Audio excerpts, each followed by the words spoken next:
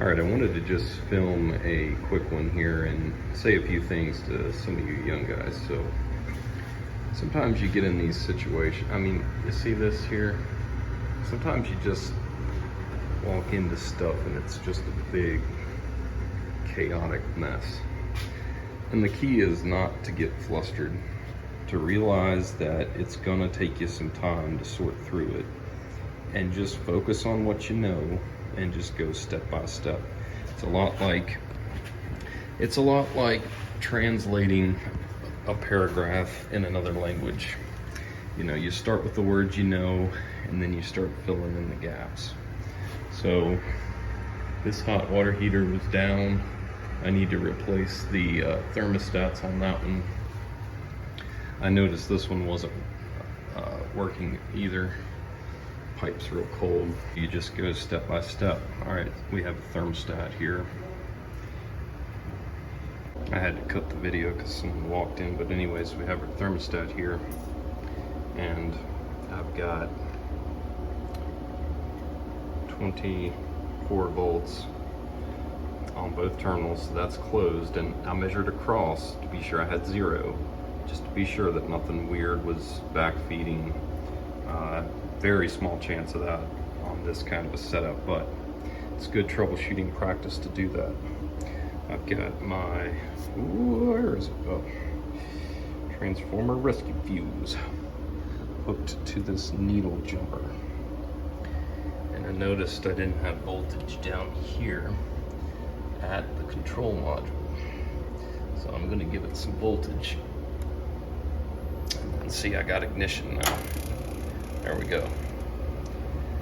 So everything is working fine. It's just that the thermostat is telling this to come on, but we're not getting voltage here. So what else could be because of that? Well, if you've got a damper, this is gonna break power to that ignition module because we don't want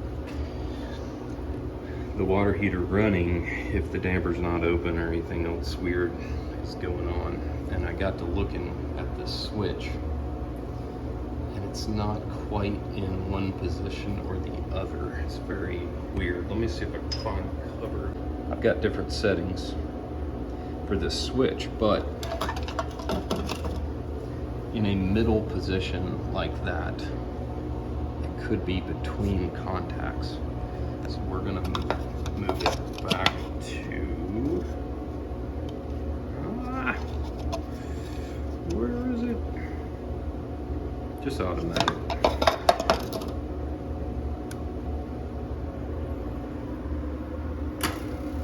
So there, we've got ignition there.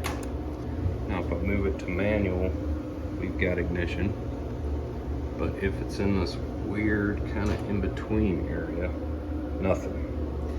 So I'm gonna leave it like that and let it run for a while I pick up the thermostats, and I'll recheck it and make sure everything's doing good. It's doing good, satisfied, nice and hot. Damper's shut right now, so looks like we got it. I'm installing these thermostats now, and I just wanted to point this out. Don't ever do this. Put a crimp on a solid wire. Now, I will sometimes put a crimp on thermostat connections when I need to, but in that case, I'll strip it far back, fold it over, and crimp all of that. But that's also a very low current connection, so that's different.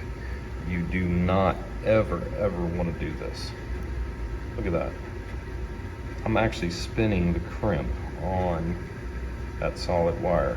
That is a big no-no. So I've got to fix that, and then I'll keep working on the thermostats.